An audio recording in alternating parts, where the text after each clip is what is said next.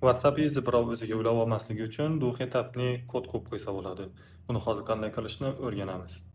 Buning uchun WhatsAppimizga kirib olamiz. WhatsAppdan mana 3 ta nuqtaga bosib, nastroykaga kiramiz. Nastroykadan akkaunt degan joyga kiramiz. Bu yerdan dushagovaya proverka degan joyi bor.